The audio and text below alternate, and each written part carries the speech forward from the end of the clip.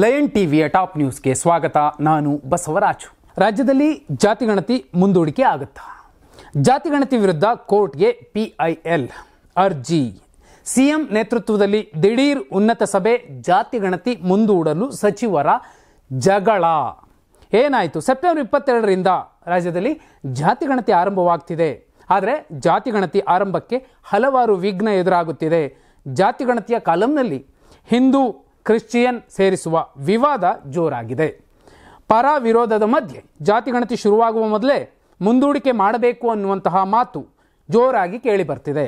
ಇವರ ಜೊತೆಗೆ ಸರ್ಕಾರದ ಜಾತಿಗಣತಿ ಹೈಕೋರ್ಟ್ನಲ್ಲಿ ಕಾನೂನು ಸವಾಲು ಎದುರಾಗುವಂತಹ ಸಾಧ್ಯತೆ ಇದೆ. ಯಾಕಂದರೆ ಹೈಕೋರ್ಟ್ನಲ್ಲಿ ಹಿಂದುಳಿದ ವರ್ಗಗಳ ಆಯೋಗದ ಅಧಿಕಾರ ವ್ಯಾಪ್ತಿ ಮತ್ತು ಜಾತಿಗಳ ವರ್ಗೀಕರಣದಲ್ಲಿನ ದೋಷಗಳನ್ನು ಪ್ರಶ್ನಿಸಿ 2 ಪ್ರತ್ಯೇಕ ಸಾರ್ವಜನಿಕ ಹಿತಾಸಕ್ತಿ ಅರ್ಜಿಗಳನ್ನು ಸಲ್ಲಿಸಲಾಗಿದೆ. ಇದರ ಬೆನ್ನಲ್ಲೇ ಸರ್ಕಾರ ದಿಢೀರ್ ಸಭೆ ಕರೆದಿದೆ. ಸಿಎಂ ಸಿದ್ದರಾಮಯ್ಯ ನೇತೃತ್ವದಲ್ಲಿ ಕ್ಯಾಬಿನೆಟ್ ಸಭೆ ನಡೆದಿದ್ದು, ಸಭೆಯಲ್ಲಿ ಜಾತಿಗಣತಿ ಸರ್ವೆಯನ್ನು ಮುಂದೂಡಲು ಸಚಿವರು ಆಗ್ರಹಿಸಿದ್ದಾರೆ. ರಾಜ್ಯದಲ್ಲಿ ಜಾತಿಗಣತಿ ಸರ್ವೆ ಬಗ್ಗೆ ಗೊಂದಲ ಹೆಚ್ಚಾಗಿದೆ.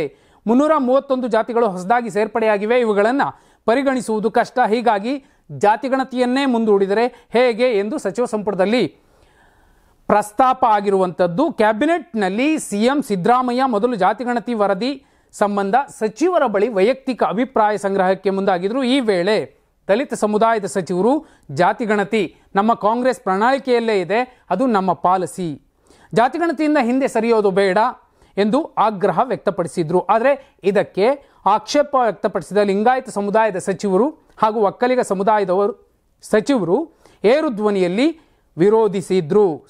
ಸಚಿವ ಸಂಪುಟ ಸಭೆಯಲ್ಲಿ 2 ರೀತಿಯ ಅಭಿಪ್ರಾಯ ವ್ಯಕ್ತವಾಗಿದೆ. ಗಣತಿ ಮುಂದುವರಿಸಿದ್ರೆ ಸರ್ಕಾರಕ್ಕೆ ತೊಂದರೆ ಆಗಬಹುದು ಎಂದು ಕೆಲ ಸಚಿವರು ವಾದಿಸಿದ್ದಾರೆ. ಜಾತಿಗಣತಿ ನಡೆಯಲಿ ಎಂದು ಕೇವಲ 3 ಸಚಿವರು ಮಾತ್ರ ಬೆಂಬಲಿಸಿದ್ದಾರೆ.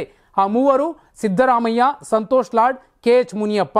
ಸಚಿವ ಸಂಪುಟದಲ್ಲಿ ಈ ಬಗ್ಗೆ ಬಿಸಿಯಾದಂತಹ ಚರ್ಚೆ ಆಗಿರುವಂಥದ್ದು.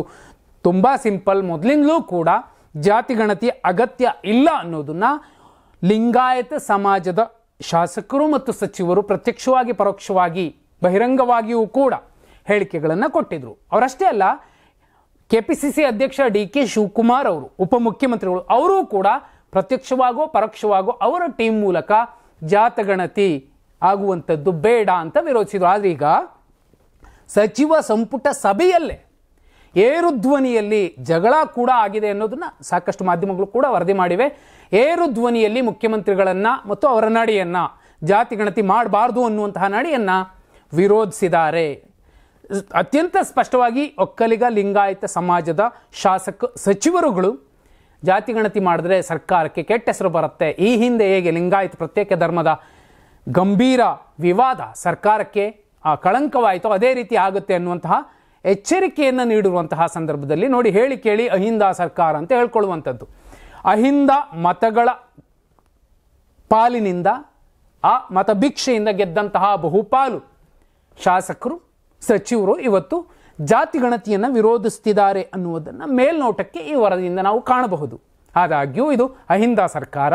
ಜಾತಿಗಣತಿಯನ್ನು ಮುಂದೂಡಿದ್ರೆ ಏನಾದರೂ ಸಿದ್ದರಾಮಯ್ಯ ಅವರು ಎರಡನೇ ಸಂದರ್ಭವೂ ಕೂಡ ಜಾತಿ ಗಣತಿಯ ವಿಚಾರವಾಗಿ ಹಿನ್ನಡೆ ಅನುಭವಿಸಿದ್ದಾರೆ. DK ಶಿವಕುಮಾರ್ ಬಣ ಮುಂದೆ ಸಾಗಿದೆ ಅನ್ನುವಂಥದ್ದು ಸ್ಪಷ್ಟ ಆಗುತ್ತೆ. ಆದರೆ ಅಹಿಂದ ಮಂದಿ ಇದನ್ನು ಯಾವ ರೀತಿ ತಗೋತಾರೋ ನೋಡಬೇಕು. 2023ರಲ್ಲಿ ಆಳಂದ ಕ್ಷೇತ್ರದಲ್ಲಿ ಮತಗಳ್ಳತನ, 6018 ಮತದಾರರ ಹೆಸರೇ ಡಿಲೀಟ್. ರಾಹುಲ್ ಗಾಂಧಿ ಮತ್ತೆ ಸ್ಫೋಟಕ ಆರೋಪ. ಏನಾಯಿತು? ಕಾಂಗ್ರೆಸ್ ನಾಯಕ ರಾಹುಲ್ ಗಾಂಧಿ ಅವರು ಮತಗಳ್ಳತನ ಆರೋಪಕ್ಕೆ ಈ ಬಾರಿಯೂ ಕರ್ನಾಟಕದ ವಿಧಾನಸಭಾ ಕ್ಷೇತ್ರವನ್ನು ಆಯ್ಕೆ ಮಾಡಿಕೊಂಡಿದ್ದಾರೆ. ಕಳೆದ ಬಾರಿ ಮಹದೇವಪುರದಲ್ಲಿ ಓಟ್ ಚೋರಿ ಆರೋಪ ಮಾಡಿದ್ದ ರಾಹುಲ್ ಗಾಂಧಿ ಅವರು ಈ ಬಾರಿ ಆಳಂದ ಕ್ಷೇತ್ರದ ಬಗ್ಗೆ ಪ್ರಸ್ತಾಪಿಸಿದ್ದಾರೆ. ಈ ವೇಳೆ ಆಳಂದ ಶಾಸಕ BR ಪಾಟೀಲ್ ಕೂಡ ಉಪಸ್ಥಿತರಿದ್ದರು. ದೆಹಲಿಯಲ್ಲಿ ಸುದ್ದಿಗೋಷ್ಠಿ ಮಾಡಿದ ರಾಹುಲ್ ಗಾಂಧಿ ಬಿಜೆಪಿಗರು ಮತ್ತು ಚುನಾವಣಾ ಆಯೋಗದ ವಿರುದ್ಧ ಗುಡುಗಿದ್ದಾರೆ. ಕಾಂಗ್ರೆಸ್ ಮತದಾರರನ್ನೇ ಟಾರ್ಗೆಟ್ ಮಾಡಲಾಗಿದೆ, ಕಾಂಗ್ರೆಸ್ಗೆ ಮತ ಹಾಕುವವರ ಹೆಸರುಗಳನ್ನೇ ಪಟ್ಟಿಯಿಂದ ಡಿಲೀಟ್ ಮಾಡಿಸಲಾಗಿದೆ. ಆಳಂದದಲ್ಲಿ 6018 ಮತದಾರರ ಹೆಸರುಗಳನ್ನು ಡಿಲೀಟ್ ಮಾಡಲಾಗಿದೆ. ಎಲ್ಲ ಹೆಸರುಗಳನ್ನು ಕರ್ನಾಟಕದ ಮೊಬೈಲ್ ಸಂಖ್ಯೆಯಿಂದಲೇ ಡಿಲೀಟ್ ಮಾಡಿಸಲಾಗಿದೆ. ಒಬ್ಬರ ಹೆಸರು ಬಳಸಿಕೊಂಡು 12 ಮಂದಿ ಮತದಾರರ ಹೆಸರುಗಳನ್ನು ತೆರೆಯಲಾಗಿದೆ. ಆಳಂದದಲ್ಲಿ BLO ಸಂಬಂಧಿಯ ಹೆಸರನ್ನು ಮತದಾರರ ಪಟ್ಟಿಯಿಂದ ಡಿಲೀಟ್ ಮಾಡಲಾಗಿತ್ತು. ತನಿಖೆ ಆರಂಭಿಸಿದಾಗ ಪಕ್ಕದ ಮನೆಯವರೇ ತೆಗೆಸಿದ್ದಾರೆಂದು ಗೊತ್ತಾಗಿದೆ. ಅಲ್ಲಿಗೆ ಹೋಗಿ ವಿಚಾರಿಸಿದಾಗ ನಾವು ಅರ್ಜಿ ಕೊಟ್ಟಿಲ್ಲ, ಯಾರ ಹೆಸರನ್ನೂ ತೆಗೆಸಿಲ್ಲ ಎಂದು ಹೇಳಿದ್ದಾರೆ. ಹೀಗಂತ ರಾಹುಲ್ ಗಾಂಧಿ ಗಂಭೀರ ಆರೋಪ ಮಾಡಿದ್ದಾರೆ. ನೋಡಿ, ರಾಹುಲ್ ಗಾಂಧಿಯವರು ವೋಟ್ ಚೋರಿ ಅನ್ನೋ ಗಂಭೀರ ಆರೋಪ ಮಾಡ್ತಿದ್ದಾರೆ. ಚುನಾವಣಾ ಆಯೋಗಕ್ಕೆ BJP ಪರೋಕ್ಷವಾಗಿ ಬೆಂಬಲಿಸ್ತಿದೆ. ಇಬ್ಬರೂ ಸೇರಿಕೊಂಡು ಒಟ್ಟಿಗೆ ಸಹಭಾಗಿತ್ವದಲ್ಲಿ ಈ ಮತಗಳ್ಳತನ ನಡೀತಿದೆ ಅನ್ನೋ ಗಂಭೀರ ಆರೋಪ ಮಾಡಿದ್ರು. ಮಹದೇವಪುರದ ಎಕ್ಸಾಂಪಲ್ ಕೊಟ್ಟಿದ್ರು, ಇದೀಗ ಆಳಂದದ ಎಕ್ಸಾಂಪಲ್ ಕೊಡ್ತಿದ್ದಾರೆ. ಸುಮಾರು 6018 ಮತಗಳನ್ನು ಏಕಾಏಕಿ ಡಿಲೀಟ್ ಮಾಡಿಸಿದ್ರೆ ಅದು ಕಾಂಗ್ರೆಸ್ನ ಮತಗಳು ಅನ್ನುವಂಥದ್ದನ್ನು ಕೂಡ ಗಂಭೀರ ಆರೋಪ ಮಾಡ್ತಿದ್ದಾರೆ. ವಿಶೇಷ ಅಂದರೆ ಈ ಪ್ರೆಸ್ ಮೀಟಲ್ಲಿ ದೆಹಲಿಯಲ್ಲಿ PR ಪಾಟೀಲ್ರು ಕನ್ನಡದಲ್ಲಿ ಮಾತಾಡಿ ಎಕ್ಸ್ಪ್ಲೈನ್ ಮಾಡ್ತಾರೆ ಏನಾಯಿತು, ಯಾರು, ಹೆಂಗೆ ಅಂತ. ಆದರೆ ಕರ್ನಾಟಕದಲ್ಲಿ ಮತಗಳ್ಳತನ ಆಗಿದೆ ಅನ್ನೋದನ್ನೇ ಒಪ್ಕೊಳ್ಳೋದಾದರೆ ಒಂದು ಚರ್ಚೆ. ರಾಹುಲ್ ಗಾಂಧಿ ಅವರ ಆರೋಪ ಸತ್ಯಾಸತ್ಯತೆ ಅದು ಸೆಕೆಂಡ್ರಿ, ಅದನ್ನು ಸರಿ ಅಂತಲೇ ಒಪ್ಪೋಣ. ಆದರೆ ಕಾಂಗ್ರೆಸ್ ಗೆದ್ದಿದೆ, 135 ಸ್ಥಾನಗಳನ್ನು ಪಡ್ಕೊಂಡಿದೆ.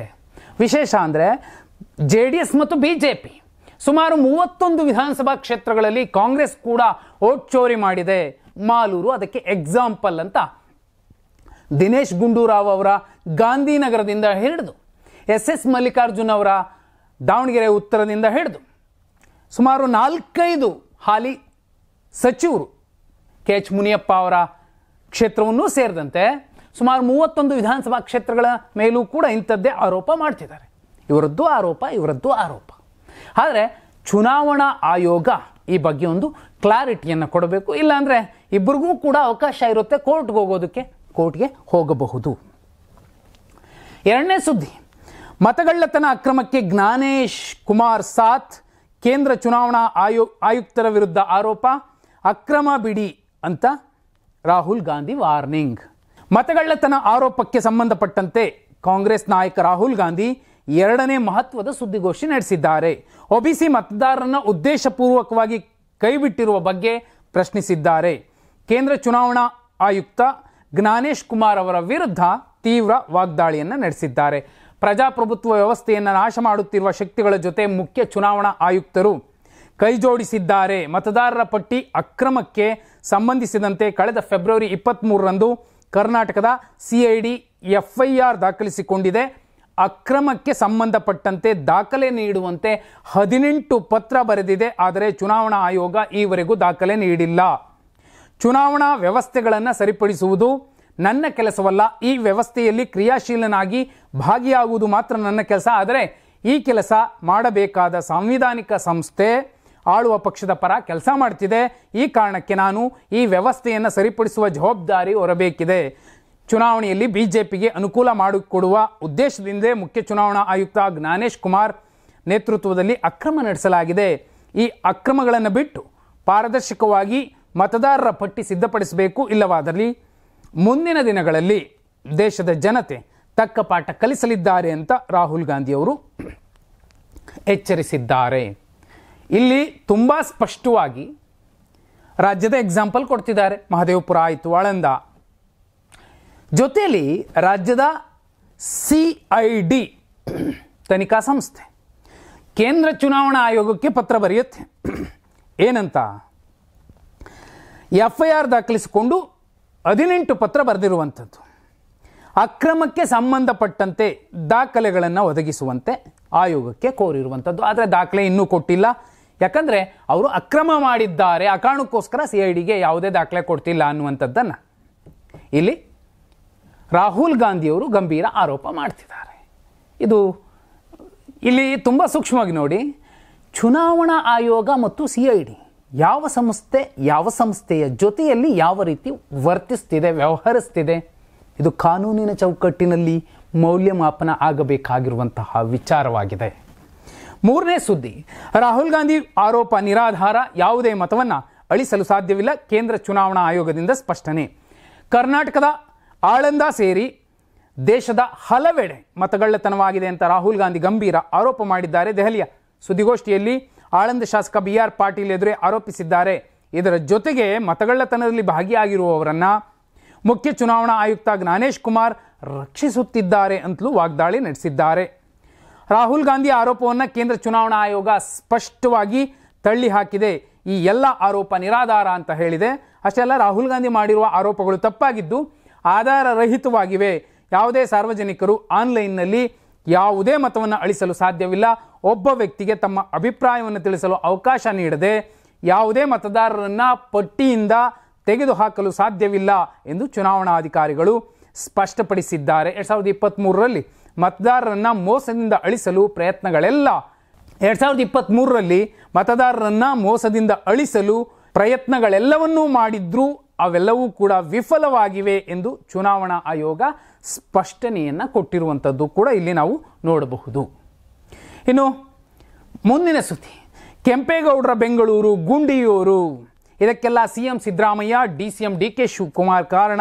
ಸರ್ಕಾರದ ಮೇಲೆ ಕುಮಾರಸ್ವಾಮಿ ವಾಗ್ದಾಳಿ. ರಾಜ್ಯ ರಾಜಧಾನಿ ಬೆಂಗಳೂರಿನ ರಸ್ತೆ ಗುಂಡಿಗಳ ಬಗ್ಗೆ ವ್ಯಾಪಕ ಟೀಕೆ ವ್ಯಕ್ತವಾಗ್ತಿದೆ. ಪ್ರತಿಷ್ಠಿತ ಲಾಜಿಸ್ಟಿಕ್ ಟೆಕ್ ಪ್ಲಾಟ್ಫಾರ್ಮ್ ಬ್ಲಾಕ್ ಬಗ್ ಕಂಪನಿ ಬೆಂಗಳೂರಿನಿಂದ ಬೇರೆ ಕಡೆ ಶಿಫ್ಟ್ ಮಾಡೋದಾಗಿ ಹೇಳಿಕೊಂಡಿದೆ. ಇತ್ತೀಚೆಗೆ ಸೋಷಿಯಲ್ ಮೀಡಿಯಾದಲ್ಲೂ ಈ ಬಗ್ಗೆ ಪೋಸ್ಟ್ ಮಾಡಲಾಗಿದ್ದು ಭಾರೀ ವೈರಲ್ ಆಗಿದೆ.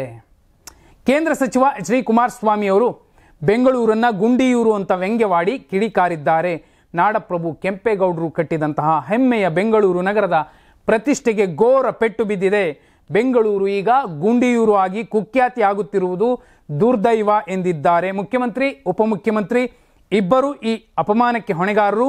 ಬೆಂಗಳೂರು ಮತ್ತು ಕರ್ನಾಟಕ ಇವತ್ತು ಅಧ್ಯಕ್ಷರ ಮತ್ತು ಭ್ರಷ್ಟರ ಕೈಯಲ್ಲಿ ಸಿಕ್ಕಿ ನರಳುತ್ತಿವೆ ಎಂದು ಹೆಜ್ಜೆ ಹೆಜ್ಜೆಗೂ ಸಾವಿನ ಗುಂಡಿ, ಕಂಡಲ್ಲೆಲ್ಲ ಕಸದ ರಾಶಿ. ಗ್ರೇಟರ್ ಬೆಂಗಳೂರು ಎಂದರೆ ಇದೇನಾ? BGA ಏನ್ ಮಾಡ್ತಿದೆ?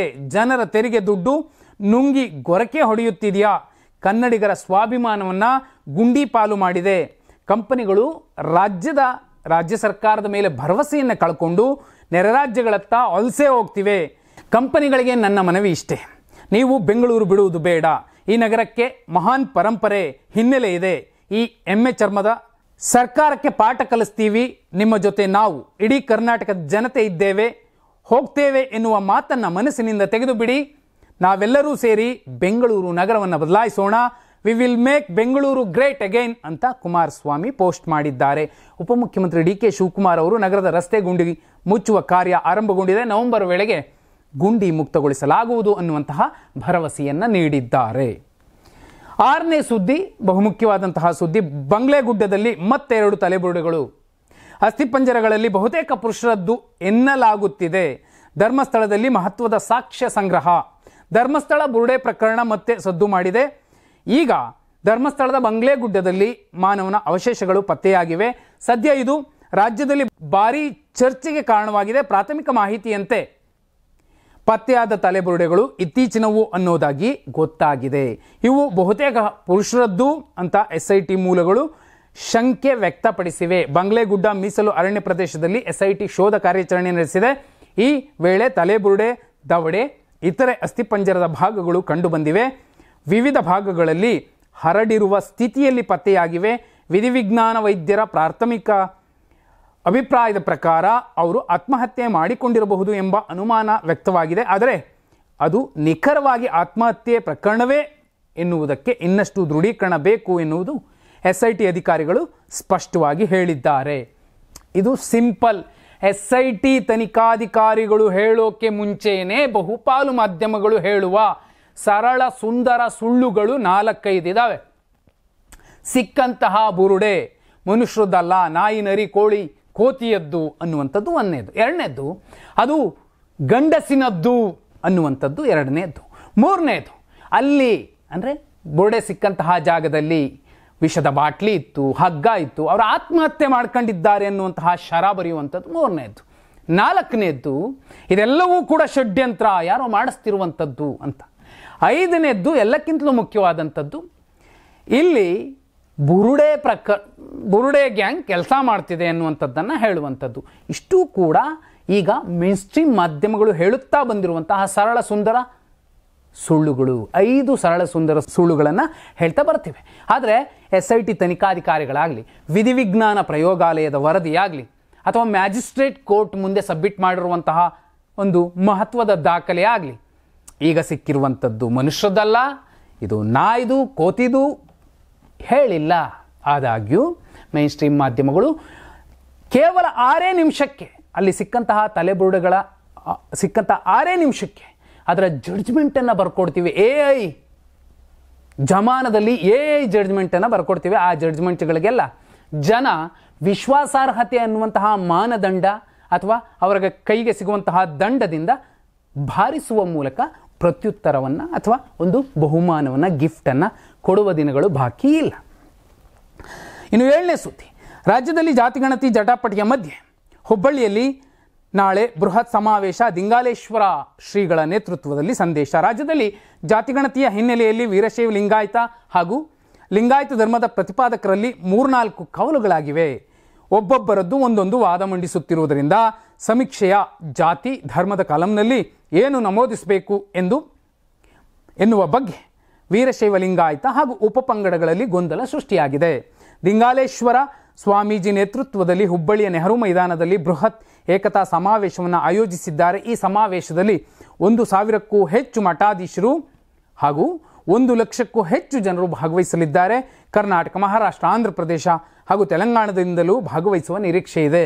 ಸ್ವಾಮೀಜಿಯವರ ಪ್ರಕಾರ ಈ ಸಮಾವೇಶ ಯಾವುದೇ ಧರ್ಮ ಅಥವಾ ಸಮುದಾಯದ ವಿರುದ್ಧವಲ್ಲ, ಇದು ವೀರಶೈವ ಲಿಂಗಾಯತರನ್ನು ಒಂದಾಗಿಸಲು ತೆಗೆದುಕೊಳ್ಳುತ್ತಿರುವ ಹೆಜ್ಜೆ. ಅಪನಿಂದನೆಗಳಿದ್ದರೂ ಸಹ ನನ್ನ ಗುರಿ ಸಮಾಜದ ಏಕತೆ ಎಂದು ದಿಂಗಾಲೇಶ್ವರ ಶ್ರೀಗಳು ಸ್ಪಷ್ಟಪಡಿಸಿದ್ದಾರೆ. ಸಮಾಜ ರಾಜಕಾರಣದಲ್ಲಿ ಬೆಂದು ಹೋಗಿದೆ. ರಾಜಕಾರಣವನ್ನು ದೂರ ಇಟ್ಟು ಕಾರ್ಯಕ್ರಮಕ್ಕೆ ಬನ್ನಿ. ಈ ಸಮಾಜವನ್ನು ಸಂಘಟನೆ ಮಾಡುವ ಕಾರ್ಯಕ್ರಮದಲ್ಲಿ ನಿಮ್ಮ ರಾಜಕಾರಣವನ್ನು ತರಬೇಡಿ ಅಂತ ಎಲ್ಲ ಪಕ್ಷದ ನಾಯಕರಿಗೆ ವಿನಂತಿಸಿಕೊಂಡಿದ್ದಾರೆ. ಎಲ್ಲವೂ ಅಂತಿಮ ಆಗತ್ತೆ. ನಾಳೆಯ ನಿರ್ಣಯ ಸಮಾಜವನ್ನು ಗಟ್ಟಿಗೊಳಿಸುತ್ತೆ ಎಂದು ದಿಂಗಾಲೇಶ್ವರ ಶ್ರೀ ಮಹತ್ವದ ಮಾತುಗಳನ್ನು ಹೇಳಿರುವಂಥದ್ದು.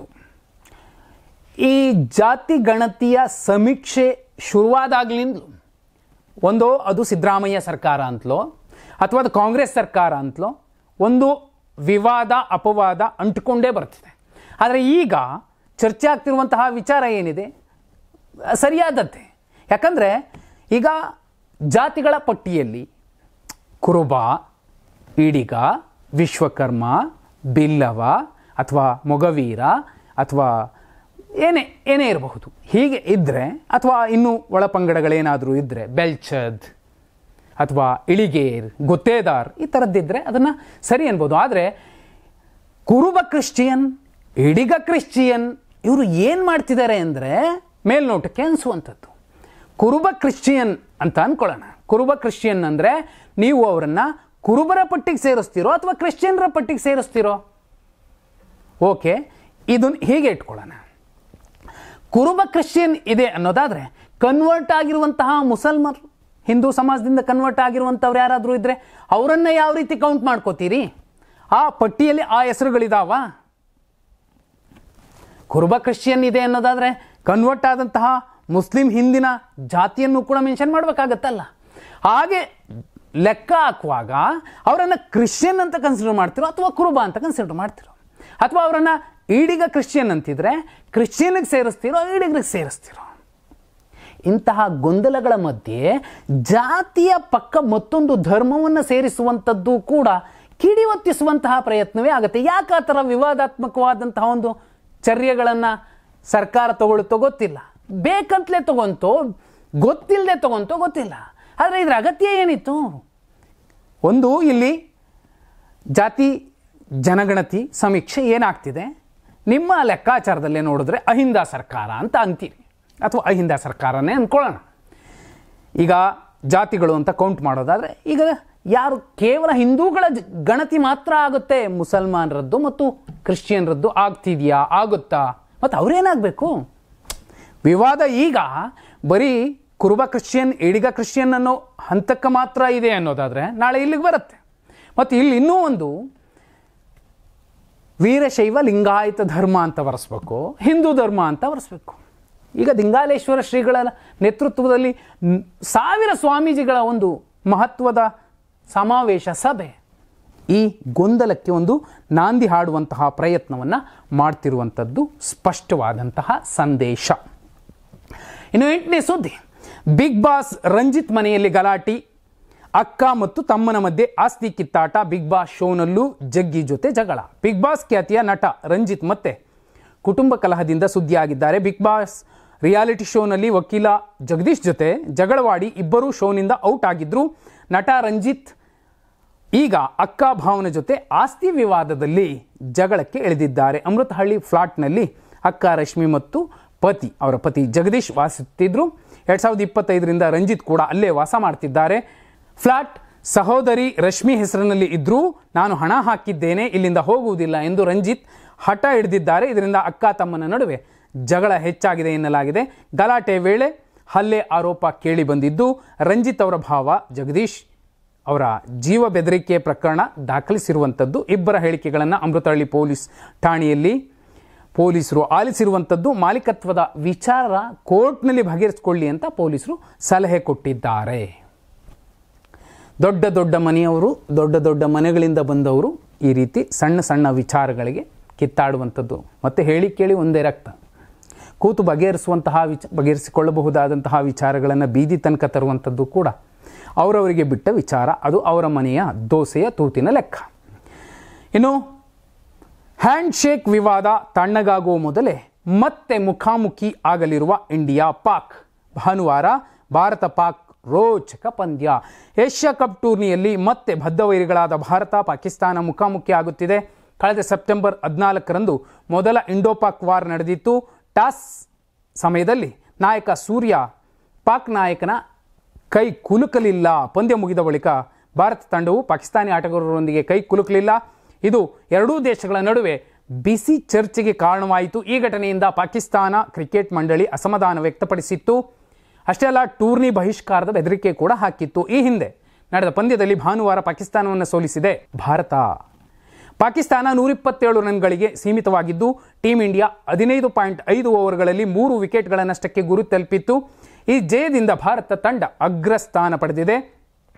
ಭಾರತ ತಂಡ ಗುಂಪು ಹಂತದಲ್ಲಿ ಇಲ್ಲಿಯವರೆಗೆ 2 ಪಂದ್ಯಗಳನ್ನು ಗೆದ್ದರೆ ಪಾಕಿಸ್ತಾನ 3 ಪಂದ್ಯಗಳಲ್ಲಿ 2 ಗೆದ್ದು 4 ಅಂಕಗಳೊಂದಿಗೆ 2ನೇ ಸ್ಥಾನದಲ್ಲಿದೆ.